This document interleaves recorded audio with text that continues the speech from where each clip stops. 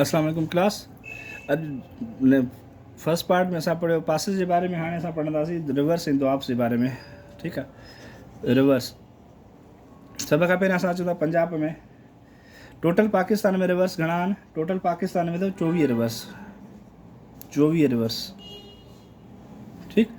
पाकिस्तान में total 24 reverse आहिनि। 24 rivers are in Pakistan. हाणे पंजाब में घणा आहिनि? पंजाब में 5 रिवर्स आहिनि। सिंध में घणा रिवर्स आहिनि? 4 रिवर्स सिंध में आहिनि। बलोचिस्तान में घणा रिवर्स आहिनि? बलोचिस्तान में 7 रिवर्स आहिनि। ऐं KPK में घणा रिवर्स आहिनि? KPK में 8 रिवर्स आहिनि। ठीकु। इहे तव्हांजी डिस्ट्रीब्यूशन थी वई त प्रोविंसिस वाइज़ पाकिस्तान में जेको आहे सो केतिरा रिवर्स आहिनि। हाणे reverse of Punjab. Reverse of Punjab. Punjab जा कहिड़ा रिवर आहिनि? सतलज आहे। सतलज, ब्यास, रावी, चनाब ऐं नेक्स्ट झेलम। ठीकु आहे। हाणे रिवर्स जे बारे में तव्हां खां इहो पुछंदव, रिवर सतलज रिवर किथे आहे, ब्यास किथे आहे, रावी किथे आहे या झेलम किथे आहे? सिंपल जेके इहे 5 रिवर आहिनि इहे तव्हांजे पंजाब में था अची वञनि। ऐं इन्हनि रिवर्स जे विच में जेके एरिया हूंदा आहिनि, ज़मीन हूंदी आहे, उन रिवर ज़मीन खे चइबो आहे दोआब। दोआब, दो माना 2, आब माना पाणी। Simple. The area between 2 rivers, the area between 2 reverse is called Doab. Between 2 reverse. ठीकु आहे। हाणे दोआब जेको आहे सो तव्हांजा घणा दोआब आहिनि? तव्हांजो हिकिड़ो जी जेको आहे सो बारी दोआब, बारी दोआब, बारी दोआब, रचना दोआब, बारी दोआब, रचना दोआब। ठीकु आहे। छज दोआब या चज दोआब, बारी दोआब, रचना दोआब, छज दोआब। ॿियो अथव सिंध सागर दोआब।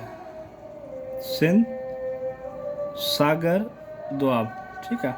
हाणे दोआब जो तव्हां मतिलबु सम्झी वियो त the area between 2 rivers, the area between 2 rivers is called Doab. हाणे बारी दोआब कहिड़े ॿिनि दरिया जे विच ते आहे? बारी दोआब जेको आहे सो रावी ऐं ब्यास, रावी ऐं ब्यास रिवर। हाणे हिन विच ते जेको एरिया आहे इनखे चवंदा आहियूं असां बारी दोआब एरिया। ठीकु आहे। The area between river Ravi and river Beas is called बारी दोआब। ठीकु। ऐं ॿियो जेको आहे सो तव्हांजो अची थो वञे रचना दोआब। रचना दोआब जेको आहे रावी ऐं चनाब जे विच में आहे। रावी ऐं Chenab. The area between Ravi and Chenab river is known as Rachna Doab. ठीकु आहे। छा? The area between Ravi and Chenab is known as Rachna Doab. Next असां वटि कहिड़ो आहे? छज दोआब। हाणे छज दोआब खे जेको आहे चज दोआब चवंदा आहियूं। ठीकु आहे। इहो आहे तव्हांजो झेलम ऐं चनाब जे विच में। झेलम, रिवर झेलम ऐं river Chenab. The area between river Jhelum and river Chenab is known as Chaj Doab. Sindh Sagar Doab जेको आहे सो तव्हांजो किथे थो अची वञे? रिवर झेलम ऐं इंडस जे विच में जेको एरिया आहे, इंडस रिवर ऐं झेलम रिवर जे विच में जेको एरिया आहे उनखे चवंदा आहियूं असां रचना दोआब। हाणे दोआब छा आहे? The area between 2 rivers is known as Doab.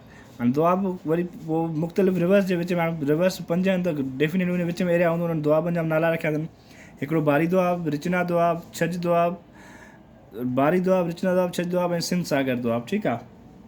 इहे तव्हांजा जेको आहे दोआब हूंदा। दोआब जे बारे में पुछो what is Doab? The area between 2 rivers, the land between 2 river. ईअं अहिड़ा ऑप्शन हूंदा। द एरिया या the land between 2 rivers is called Chaj Doab, Doab. ठीकु आहे।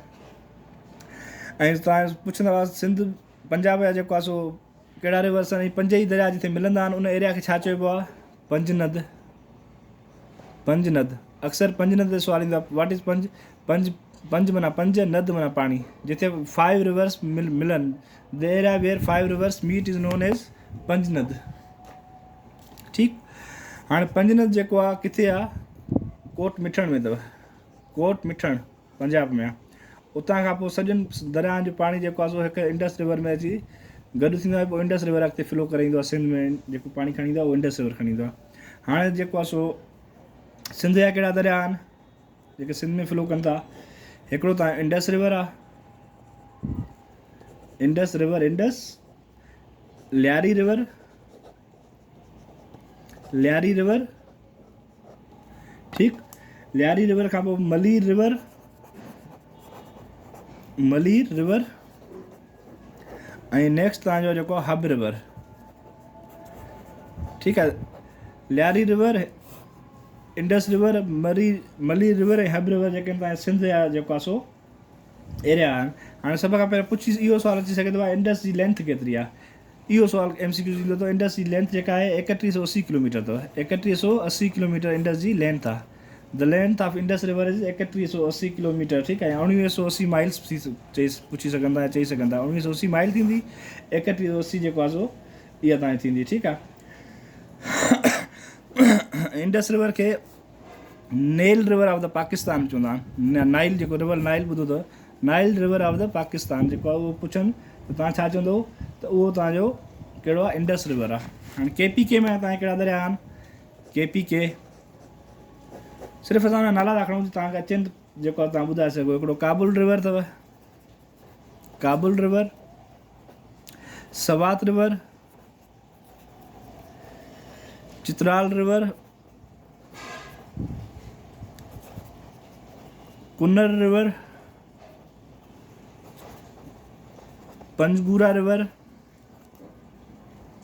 पंजकूरा या पंजगूरा चवंदा आहिनि। ठीकु आहे, Kurram river, KURRAM, Kurram river, Haro river, Haro river ते सुवाल आयो थो बटन जाइन ते। हड़ो रिवर किथे आहे? हड़ो रिवर पंजाब में आहे। ठीकु, ऐं गोमल रिवर।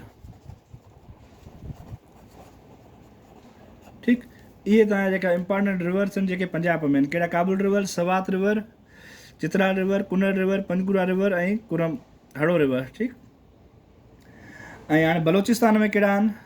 बलोचिस्तान जा जेके आहिनि उहो आहे तव्हांजो दश्त रिवर, रिवर दश्त।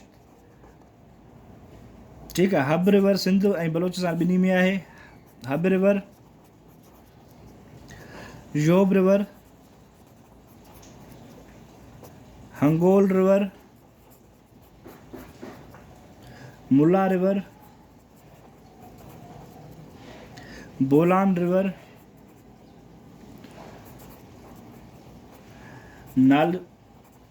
नारी रिवर जेको भागनाड़ी खां निकिरंदो अथव। ठीकु आहे, ऐं जेको आहे गोमल जेको रिवर आहे इहो बलोचिस्तान में विंटर थिए थो। हालांकि गोमल रिवर बि बलोचिस्तान में बि आहे। ठीकु आहे, गोमल रिवर। इहे इंपॉर्टेंट रिवर्स अथव जेके तव्हांजा पाकिस्तान में आहिनि। ठीकु, हाणे इन्हनि सां रिलेटेड जेके MCQs मां तव्हां शेयर कंदुसि ऐं रिवर्स जी जेको आहे सो बारे में पुछणो इहो पुछी सघंदा। हब रिवर किथे आहे? दश्त रिवर किथे आहे? हंगोल रिवर किथे आहे? चित्राल रिवर किथे आहे? कुन्नड़ रिवर किथे आहे? पंजगूरा रिवर किथे आहे? इन बारे में पुछी सघंदा कहिड़े एरिया में आहिनि, कहिड़े प्रोविंसिस में आहिनि। ॿियो डिटेल में कोन वेंदा, ऐं जेकॾहिं डिटेल में वेंदा तव्हां इहो पुछंदा हुआ जेको इंडस रिवर जी लेंथ आहे उहा केतिरी आहे? इंडस रिवर जी लेंथ केतिरी आहे? 3180 किलोमीटर आहे। ठीकु आहे, दोआब छा आहे? The area between two rivers is called Doab. ऐं जे पुछी सघंदा रावी जे विच में कहिड़ो, रावी ऐं ब्यास जे विच में कहिड़ो दोआब आहे? ठीकु आहे, सिंध सागर दोआब कहिड़े ॿिनि दरिया जे विच ते आहे? इहे सिंपल इन्हनि मां इहे शयूं पुछंदा। ठीकु, ऐं पंजनद छा आहे? पंजनद जेको आहे सो एरिया आहे जितां पंजे रिवर मिलनि था। ऐं जेको आहे सो सिंध प्लेन किथे ख़तमु थो थिए? सिंध प्लेन ख़तमु थो थिए कोट मिठण में, कोट मिठण।